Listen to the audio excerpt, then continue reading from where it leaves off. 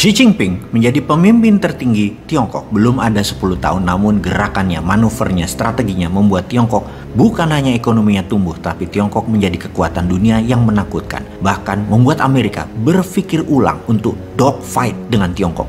Xi Jinping naik ke panggung tertinggi Tiongkok di tahun 2013 dengan rencana besar dirinya akan membawa Tiongkok, yaitu di ulang tahun ke-100 tahun Tiongkok merdeka. 100 tahun Tiongkok merdeka di tahun 2049, Tiongkok adalah the new world order. Kalau kita berkaca pada prestasi Xi Jinping, mengapa banyak pemimpin negara lain juga berkuasa 10 tahunan, namun prestasi mereka jauh di bawah jika dibandingkan dengan Xi Jinping? Apa yang dilakukan Xi Jinping yang tidak dilakukan oleh pemimpin negara-negara lain, khususnya negara di Afrika dan negara di Asia? Apa strategi Xi Jinping? Apa rencana besar yang mengubah permainan dunianya Xi Jinping? Sahabat pasti bertanya mengapa channel Bosman masih terus membahas tentang geopolitik dunia, geostrategi, geoekonomi, dan sekarang akan ditambah dengan geoteknologi. Sebuah terminologi baru, geoteknologi. Menjawab mengapa channel ini membahas geopolitik dunia adalah untuk menjadi bahan bakar, menambah pengetahuan sahabat muda semua akan informasi terkini. Informasi ini untuk siapapun generasi muda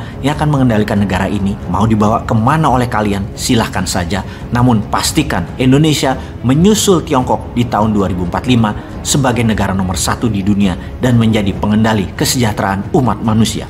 Banyak pelajaran terus dibagi, seperti pelajaran memimpin dunia misalnya, ala Donald Trump, yang walaupun terlihat asshole, namun bagi Amerika sesungguhnya dia patriotik nasionalis sejati. Begitu juga pemimpin dunia yang melawan hegemoni Amerika dan sekutunya seperti Erdogan, Putin, Xi Jinping, dengan ciri kepemimpinan yang otoriter, keras, dan berani bermain aktif di dunia sebagai global player. Inilah yang akan kita ajarkan kepada generasi milenial dan generasi zilenial yang saat ini masih dikerjain oleh generasi di atasnya, terutama di bidang politik, yang seakan Indonesia ini hanya menjadi milik orang tua-tua di panggung politik, seakan mereka tidak tergantikan dan maha benar, dan anak muda hanya boleh memilih yang ada di panggung etalase desain dari mereka, tidak boleh ada yang lain. Channel ini akan membawa sisi lain dari informasi terkini tentang dunia agar menjadi ilmu bagi sahabat muda memimpin bangsa ini ke depan.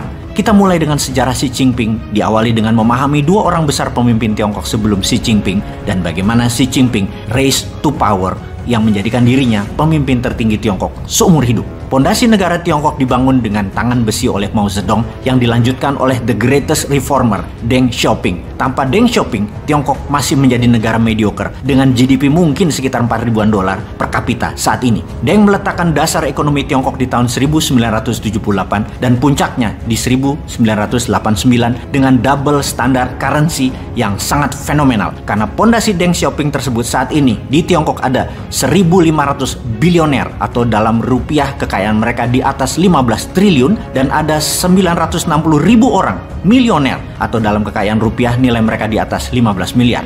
Hebatnya lagi, 30% para bilioner dan milioner itu terjadi dalam kurun waktu 10 tahun terakhir di era Xi Jinping, yang artinya strategi ekonomi jangka panjang Tiongkok dari tahun 1978 hingga saat ini relevan dan nyambung. Wis, kalau ada info begini, ora usah dibanding-banding ke, jangan disaing-saingi, yo mesti kalah.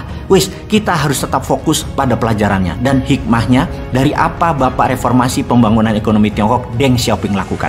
Pertama adalah diplomasi luar negeri Deng lakukan ke Amerika. Bagaimana Deng meyakinkan Amerika bahwa Tiongkok adalah bangsa pekerja keras dan segala peraturan perusahaan Amerika dan Eropa yang membutuhkan tenaga kerja murah dan rajin, pindahkan pabriknya ke Tiongkok. Bahan baku masuk ke Tiongkok 0% pajaknya dan kemudahan pajak lainnya. Pokoknya bikin rakyat Tiongkok ada lapangan kerja. Kunci penting pembangunan Tiongkok di tahun 1978 karena bekerja adalah proses pembiasaan, membuat tenaga kerja Tiongkok jadi terampil, jadi biasa. Lalu setelah terjadi pembiasaan, Tiongkok mulai membangun ekonomi, namun hanya di kawasan ekonomi khusus atau KEK di 4 wilayah di Tiongkok. Salah satunya adalah Shenzhen, di mana pemimpin tertingginya waktu itu adalah ayah kandung Xi Jinping, yaitu Xi Zhongsun. Ayahnya menjabat sebagai Kepala Departemen Propaganda Partai Komunis dan kemudian menjadi Wakil Ketua Kongres Rakyat Nasional atau DPR-nya Tiongkok sebelum menjadi Ketua KEK di Shenzhen, yang sangat sukses meningkatkan ekonomi di KEK naik 10 kali lipat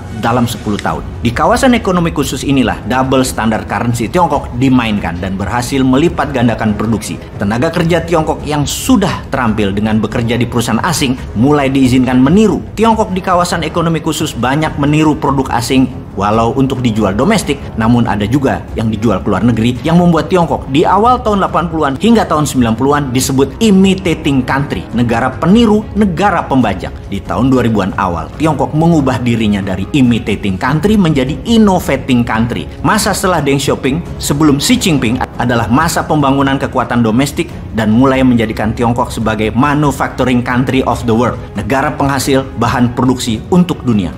Kemudian Xi Jinping naik ke tampuk pemerintahan, di mana sebelumnya sejak tahun 2003 kesadaran internasional Tiongkok muncul dengan menyadari sebuah lokasi sangat strategis bernama Selat Malaka. Presiden Tiongkok tahun 2003 kala itu adalah Hu Jintao menyebut dengan istilah Malaka Dilema. Dilema Selat Malaka adalah istilah untuk mendeskripsikan ketergantungan Tiongkok atas Selat Malaka sebagai jalur masuk utama pasokan energi minyak dan barang produksinya. Karena itu, Selat Malaka digarap serius. Harus bisa terus aman untuk Tiongkok pakai sepanjang zaman dengan melakukan lobi politik dan kendali politik di kawasan Selat Malaka yang ada 3 negara di sana, yaitu Indonesia, Malaysia, dan Singapura. Di mana di Malaysia di zaman Najib Razak di awal jabatannya tahun 2009 hingga digulingkan tahun 2018. Razak adalah pemimpin Malaysia yang sangat pro Tiongkok dengan kekayaan yang luar biasa dimilikinya, yang diperolehnya selama menjabat, yang diduga didapat dari hubungannya dengan proyek-proyek Tiongkok. Karena itu, Selat Malaka dikuasai Tiongkok dengan aman. Namun, dari sisi Indonesia, untung Indonesia sampai saat ini tetap tidak terpengaruh dengan rencana Tiongkok dan Selat Malaka tetap seperti sedia kala. Sambil kita tanya dalam hati, gitu ya, emang sudah dapat